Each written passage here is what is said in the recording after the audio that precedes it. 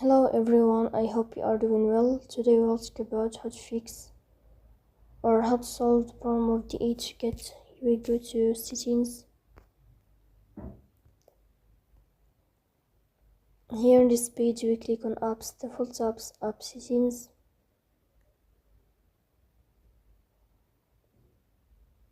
In this page you search about DHgate and you click. Here you go to first stop and you click OK. Here you will enter to storage.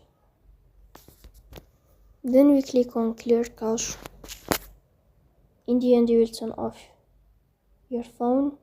If it's not working with you, then we'll update your app on Play Store. So that's all. Don't forget to support us by like and subscribe. See you next